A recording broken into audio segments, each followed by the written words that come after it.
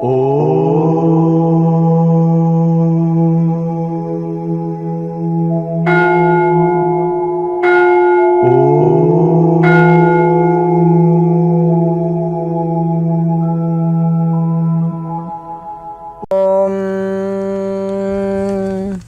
స్వరూపులైన KMC channel ప్రేక్షకులకు నమస్కారము. నమస్కారం స్వామీజీ. నమస్కారం అండి. స్వామీజీ, ప్రాణాయామ చేసే సమయంలో కొన్ని బంధనాలు వేస్తారు అంటారు. మీరు చెప్పేటువంటి ప్రాణాయామంలో అటువంటి బంధనాలు ఏమి ఉండవా? ఉదాహరణకు మూలబంధనం, జలంధర బంధనం. అంటే క్రియాయోగ అవి హఠయోగంలో వస్తాయండి. యాక్చువల్గా మనము ఎగ్జాంపుల్ చెప్పాలంటే రెగ్యులర్గా ఇప్పుడు బైక్ నడిపిన వాళ్ళు స్కూటీ నడిపితే కన్ఫ్యూజ్ అవుతారు. ఎందుకంటే స్కూటీకి గేర్లు ఉండవు, బైక్ గేర్లు ఉంటాయి. కాళ్ళు సడన్గా అలా అనానికి పోతాయి. కాళ్ళు ఇలా ఈ కాలు ఇలా నడుస్తుంటుంది వాళ్ళ అభ్యాసం కొన్ని రోజులు. మళ్ళీ అంటే గేర్లున్న బండే హార్డ్, గేర్లు లేని బండే ఈజీ. కానీ వాళ్ళకి అభ్యాస ప్రకారము గేర్లు మార్చడానికి వెళ్తుంటారు, కాళ్ళతోటి గేర్లు మార్చడానికి వెళ్తుంటారు బైక్ నడిపే వాళ్ళు. అలాగే కారు నడిపే వాళ్ళు కూడా ఇప్పుడు ఈ యొక్క అంటే మామూలుగా ఆటోమేటిక్ కార్స్ కూడా వచ్చినాయి, కార్లు వచ్చినాయి. ఇప్పుడు వృద్ధులు లేడీస్ నడుపుతున్నారు కదా.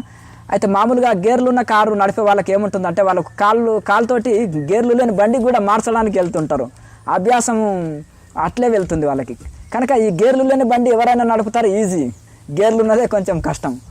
అలాగే ఈ క్రియాయోగము ఎట్లా అంటే ఈ హఠయోగంలో కొన్ని హార్డ్ ముద్రలు ఉంటాయి.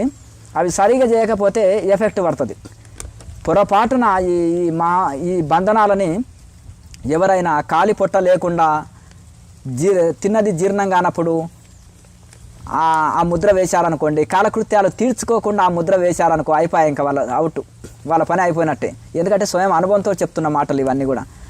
అవి కాలి పొట్టతో ఉండాలి, కరెక్ట్ నేర్చుకొని చేయాలి, కరెక్ట్ చేయాలి, అప్పుడే ఫలితం ఉంటుంది. ఇప్పుడు కరెంటుని మంచిగా వాడుకుంటే ఎంత మేలో, దాన్ని ఎలా పడితే అట్లా ఓపెన్ ప్లేసుల్లో పెడితే చిన్నపిల్లలు అవి ఎంత ఇబ్బంది. దాన్ని కరెక్ట్ సరైన పద్ధతిలో వాడుకుంటే దానివల్ల మేలే. కానీ సరైన పద్ధతిలో వాడుకోకుండా అస్తవ్యస్తంగా వాడుకుంటే అపాయం కదా. అలాగే ఇది హఠయోగం కూడా అటువంటిది. అదే క్రియాయోగం అటువంటిది అపాయం లేని మార్గం ఇది. ఇదైనా కాలిపొట్టతోటే చేయాలి, ఎందుకంటే ఇది ప్రాణాయామ సహిత మెడిటేషన్ కదా. నార్మల్ ధ్యానం చేసేవాళ్ళు తిని కూర్చున్న ఏం కాదు, కానీ తిన్నప్పుడు ధ్యానం చేయకూడదు. కానీ రెగ్యులర్గా ఎన్నో ధ్యానం చేసే వాళ్ళకు కొద్దిగా సమయం దొరికిందనుకో చేయాలనిపిస్తే చేయొచ్చు, వాళ్ళకు ఏం కాదు. కానీ ఈ విధంగా ఈ ముద్రలు, ఇటువంటి కఠిన ముద్రలు ఇవేమి ఉండవు. మహాముద్రలో మనం మహాముద్ర వేస్తున్నాం. ఇందులో క్రియాయోగంలోని మహాముద్ర ఈ మహాబంధన ఫలితం ఇస్తుంది. అందుకని ఉపనిషత్తుల్లో కూడా ఉంటుంది. ఎందుకంటే ఉపనిషత్తుల్లో కూడా ఋషులే చెప్పారు, ఈ మహాబంధనం ఫలితం మహాముద్ర కూడా ఇస్తుంది. ఇది సులభమైంది, ఇది అందరు వేయచ్చు అని ఉపనిషత్తులో కూడా చెప్పడం జరిగింది. ఈ మహాముద్ర గురించి కూడా చాలా గొప్పగా వర్ణించి, ఇది మహాబంధనం వేయలేని వాళ్ళు సులువుగా మహాబంధనం ఫలితము ఈ మహాముద్ర ద్వారా పొందవచ్చును అని అందులో ఉంది.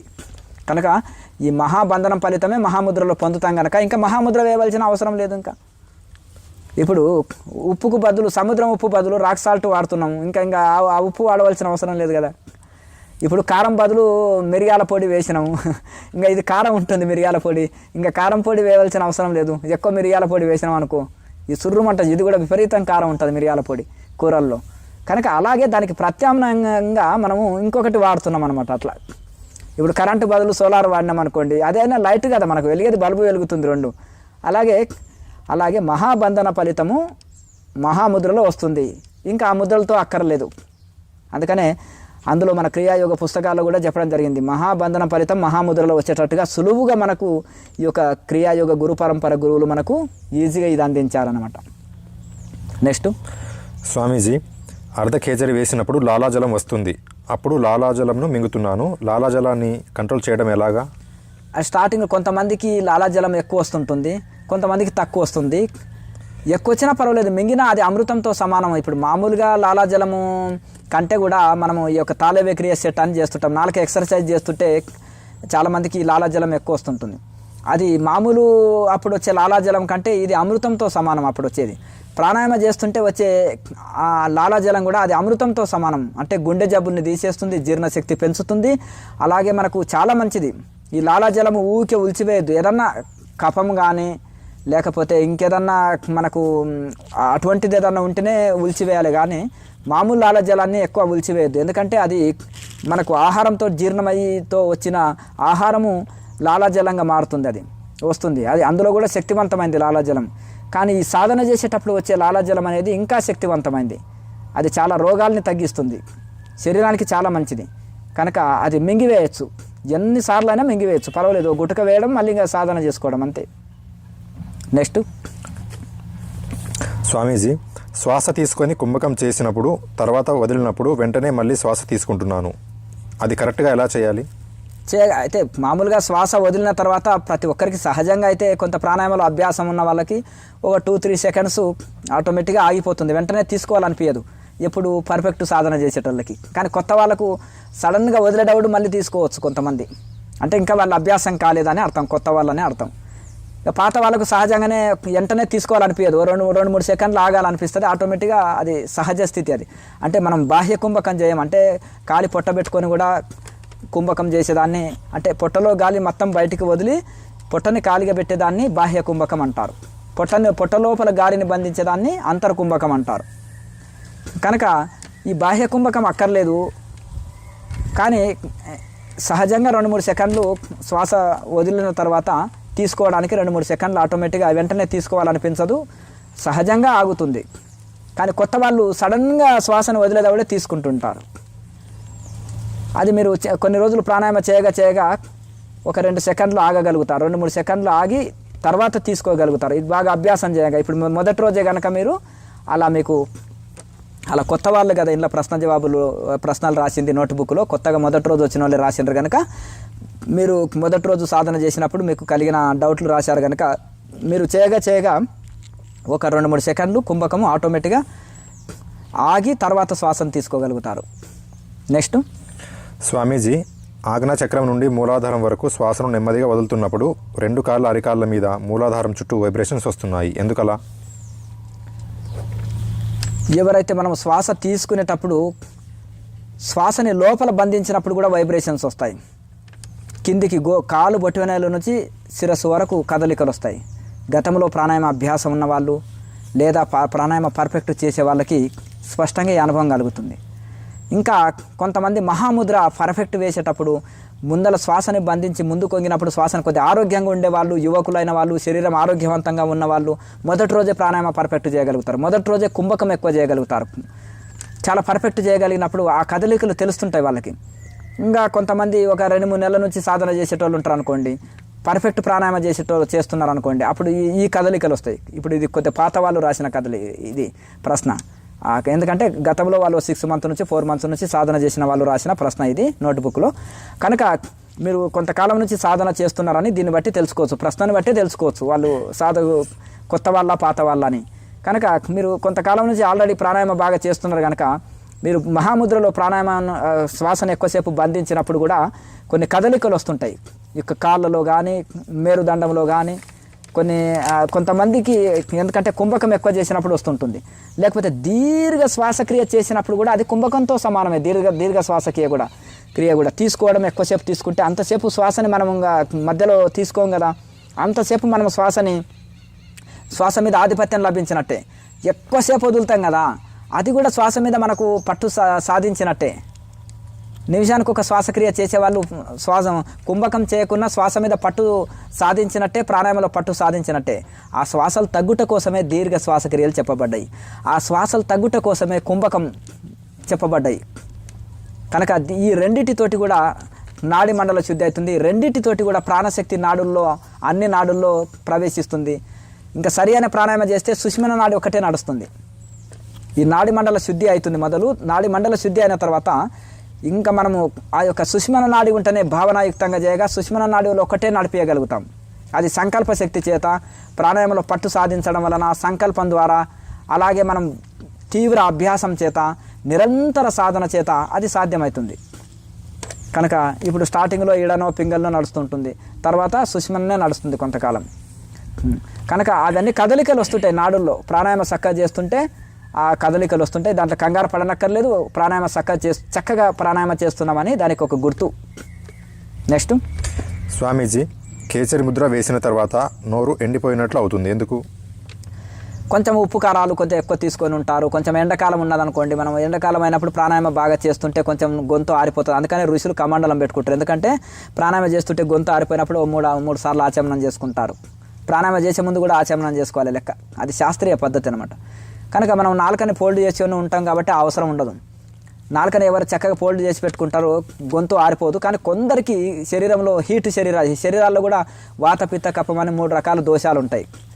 ఇవి సమస్థితిలో ఉంటే ఏ రోగాలు రావు. ఇంకేది ఎక్కువ తక్కువ ఉన్నా వాత పిత్త కఫం ఎక్కువ తక్కువ ఏది ఉన్నా కానీ రోగం వస్తుంది శరీరానికి. ఈ సమస్థితిలో ఉన్నప్పుడు ఏ రోగం రాదు. అయితే ఆ శరీర స్థితిని బట్టి కొంతమంది గొంతు ఆరిపోతుంటుంది. 1-2 గుట్కలు ఆచమనం చేసుకోవచ్చు, తప్పులేదు. అలాగే అంటే కొన్ని గొంతు తడుపుకోనికి 1-2 ఎక్కువ తాగితే మళ్ళీ మనం లేవవలసి వస్తుంది. అది కొంచెము నీళ్లు చెంబులో కొంచెం పక్కకు పెట్టుకొని కొన్ని తాగొచ్చు, ఒక్క గుట్క తాగొచ్చు, ఇబ్బంది లేదు. అలాగే ఇంకొకటి నాలుకని చక్కగా మడత పెట్టుకొని ప్రాణాయామ చక్కగా చేస్తుంటే కొన్ని రోజులకు ఆ గొంతు ఆరిపోవడం అనేది ఉండదు. ఇంకోటి ఉప్పు తగ్గించాలి. దాహం వేస్తుంది కదా ఉప్పు, ఆ ఉప్పు తగ్గియాలి. ఉప్పు కారాలు కొంచెం తక్కువ తీసుకోవాలి. అలాగే చలవ చేసే పదార్థాలు తీసుకోవాలి. సోరకాయ, దోసకాయ, కీర దోసకాయ ఇటువంటివి బాగా తీసుకోవడం వలన ఇవి శరీరానికి మంచి చక్కగా నీరుతో కూడిన కూరగాయలు, ఇవి శరీరానికి చక్కగా చలవ చేసే పదార్థాలు కనుక ఇవి తీసుకోవాలి.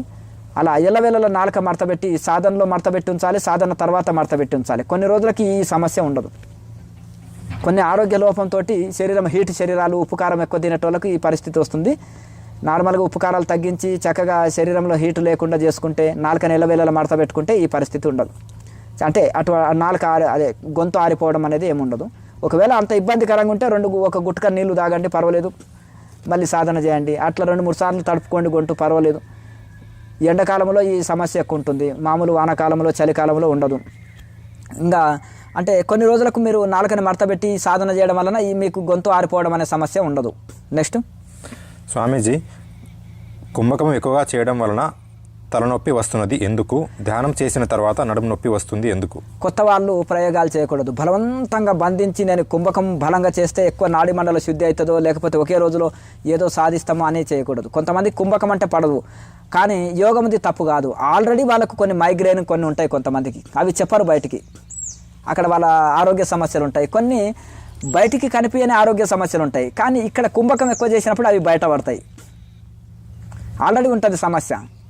లేదు నేను హెల్తీగా ఉన్నాను అయినా నాకు ఇట్లా అనిపిస్తుంది అంటారు. కానీ ఆల్రెడీ వాళ్ళకు అంటే బయటికి కనిపించనంత సూక్ష్మంగా ఉంటాయి. ఇప్పుడు ఆరోగ్య సమస్యల్లో నార్మల్ అని వస్తుంది టెస్టులో, కానీ కొన్ని సమస్యలు ఉంటాయి ఆరోగ్య సమస్యలు, అంటే అవి బయటికి పడనంత సూక్ష్మంగా ఉంటాయి ఆ సమస్యలు.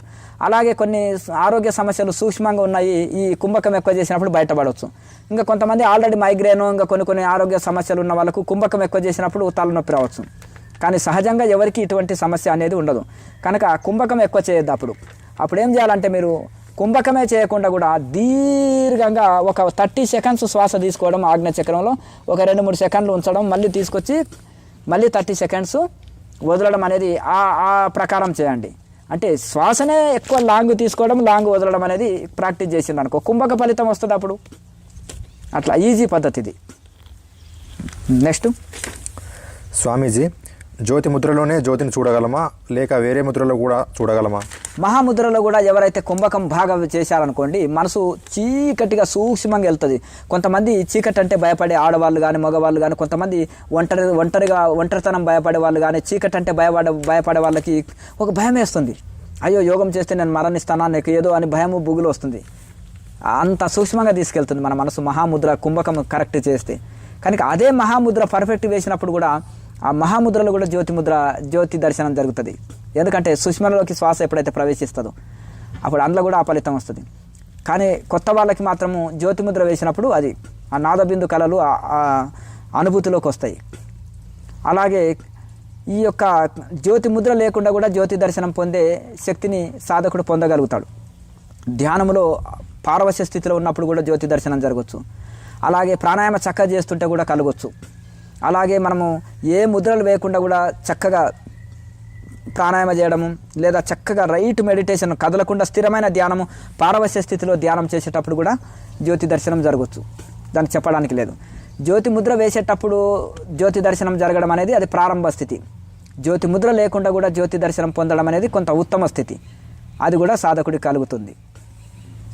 అట్లా ఈ విధంగా మనం ఈ ముద్రల్ని ఎప్పుడైతే మనం పర్ఫెక్ట్ చేస్తూ చక్కగా చేసినామో ఇప్పుడు మనకు ఇవి ఆనందం కోసం భౌతికమైన శబ్ద స్పర్శ రూప రసగంధాల్లో సమస్త జీవరాశులు అంటే పశువు పక్షు జంతువులు కూడా ఇవన్నీ ప్రాకులాడుతున్నాయి ఈ 5 విషయాల కోసం శబ్ద స్పర్శ రూప రసగంధం.